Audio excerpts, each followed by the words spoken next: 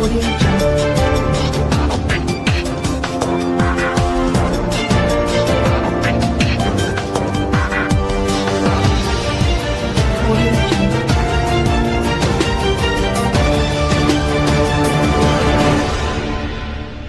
सरमद है और आज हमारे साथ मौजूद हैं प्रोफेसर आजम मुश्ताक साहब।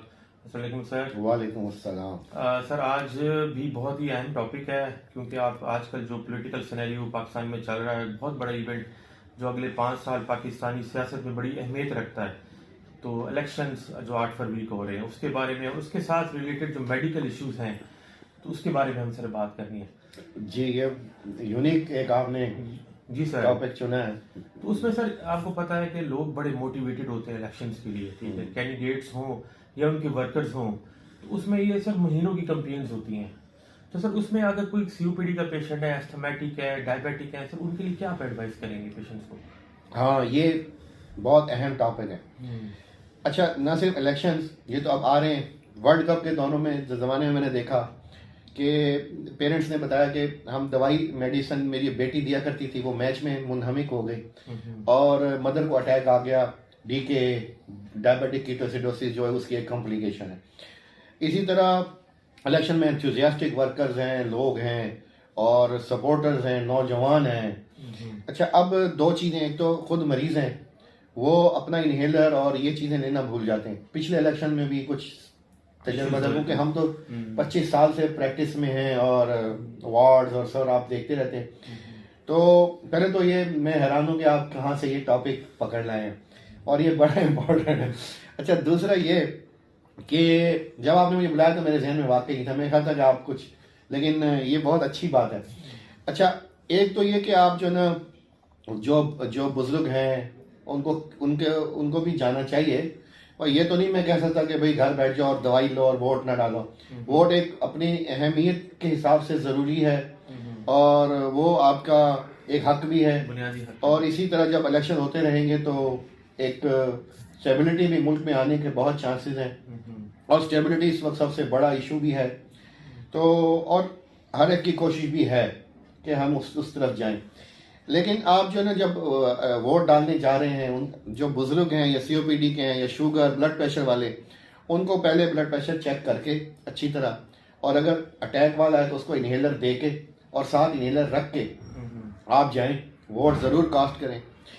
और उसके दौरान आप एक अटेंडेंट साथ रहे, या बेटा भतीजा जो भी, हमारे यहाँ ये बड़ा अच्छी वैल्यूज़ हैं कि बच्चे साथ चलते हैं, वो अपना भी वोट कास्ट करे और उन बुजुर्ग का भी ख्याल करे।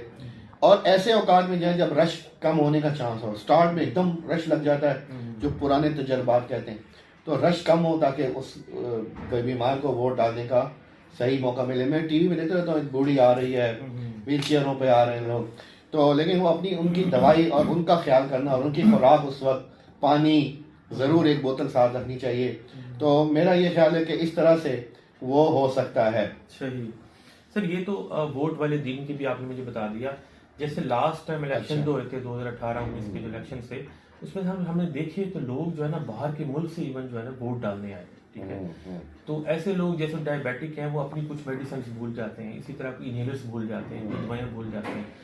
तो सर इसके बारे में भी इनको मतलब क्या कहना चाहिए? इस दौरान भी ये फिर ये नौजवान ट्रैवल करके सर आ रहे हैं, ट्रैवल करके आ रहे हैं, तो वो एक तो जहाज में मसला हो सकता है, वो अपने इनहेलर्स, अपनी मेडिसिन और साथ कुछ और मेडिसिन, पेन किलर्स, और कुछ तो एयरलाइंस वालों के पास भी होती है और बाज़ वक्त वो ऐलान करते हैं कि if there is any doctor, तो वो आ जाते हैं। लेकिन वहाँ तक नौबत ना आए, आप अपना खुद ख्याल रखते हुए चलें। और अगर कोई बहुत ऑक्सीजन डिपेंडेंट है तो वो ना आए, ठीक है। अच्छा, दूसरा ये कि जो है जो 1 महीने की कैंपेन चल रही है और इसमें वो अक्सर खुद भी डायबिटिक है। एक मेरे पास वर्कर आया हुआ था, उसका पाँव दोनों सूजे हुए थे, हार्ट के ऊपर अटैक आ गया था और शुगर की दवाई नहीं ले रहा था, ब्लड प्रेशर की दवाई नहीं ले रहा था, और वो बस जिंदाबाद मुर्दाबाद नारों में लगा।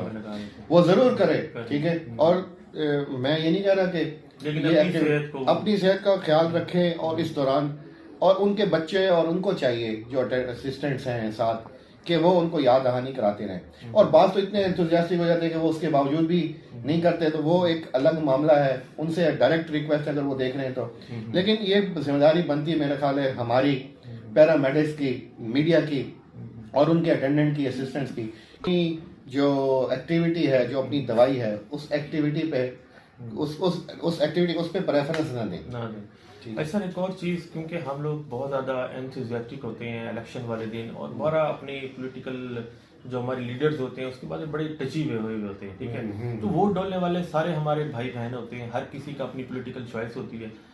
ड्यूरिंग इलेक्शन वाले दिन सर हमने देखा अक्सर लड़ाइयाँ होती हैं, हाँ, आपस में गुत्तम गुत्ता हो जाते हैं। सर इसमें नुकसान किसका है?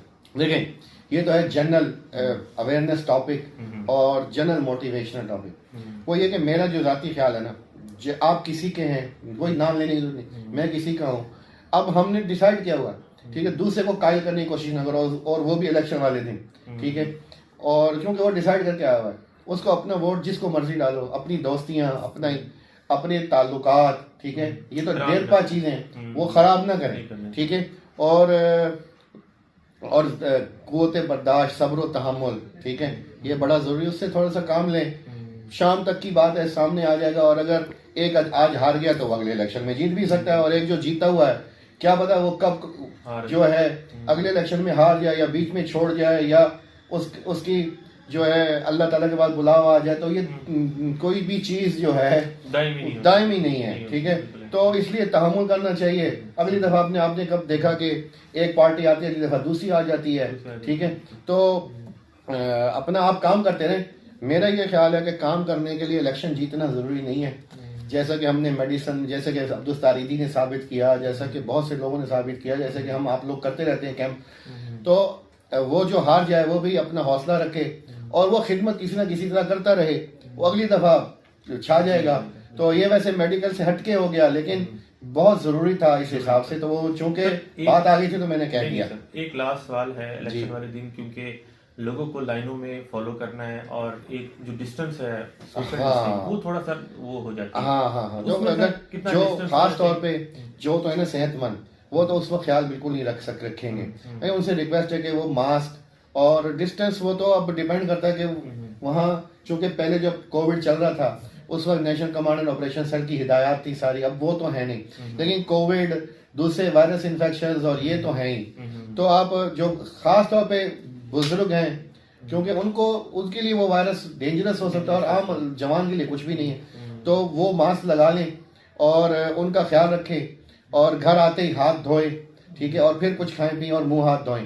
तो और डिस्टेंस जितना हो सके आप मेंटेन रखें, और अगर ना हो सके तो कम से कम मास्क, और ख़ास तौर पे जो शुगर के मरीज़ हैं, बूढ़े हैं, बच्चे हैं, उनको सर्दी से भी बचाना है। जैसे माएँ बच्चे को लिए खड़ी हैं, बच्चे ने तो वोट नहीं डालना, लेकिन वो ठंड में उसकी टोपी गिरी पड़ी है, ठीक है। तो उससे हत्ता के बस अड्डों पे भी ज़रूरी नहीं है कि एक सिर्फ इलेक्शन, लेकिन ये तो चूंकि इलेक्शन है तो हम चूंकि उसमें एक अब होने वाला है, तो हम इसलिए बात कर रहे हैं। तो इसलिए सर्दी से भी बच लें। मास्क जो है वो सिर्फ कोविड और वायरस से बचाने के लिए नहीं है, सर्दी से भी बचाता है, वो गर्म हवा करके फेंकता है, और इट विल गिव यू। और अभी 8 फरवरी तक ठंड होगी बाकी, तो उससे भी बचना है, मास्क भी लगाना चाहिए, और अच्छी खुराक का इस्तेमाल, खुराक वगैरह दे के मरीजों को या बुजुर्गों को भेजना चाहिए। अगर कोई मरीज बुजुर्ग है और बाजार वो मरीज नहीं भी है, ठीक है, तो भी तो वो कोलैप्स कर सकता है, तो उसका भी ख्याल रखना। तो इलेक्शन वाले दिन वोट डालने लाजमी जाना है आपने, और ख्याल रखना है अपने बुजुर्गों का। अगर वो लाइन में पीछे हैं तो उनको अपने आगे करके उनको पहले मौका देना है, उनको जल्दी मौका। और लेकिन अपनी चॉइस का आपने लाजमी नहीं कि बीमारी की वजह से आप घर बैठे हुए हैं, अगर आपकी बीमारी कंट्रोल में, आपकी हर चीज मेडिसिन आप ले रहे हैं, तो आपको जाना चाहिए। सर इसी से इत्तेफाक करते हैं। बिल्कुल मैं इत्तेफाक करता हूं। Thank you.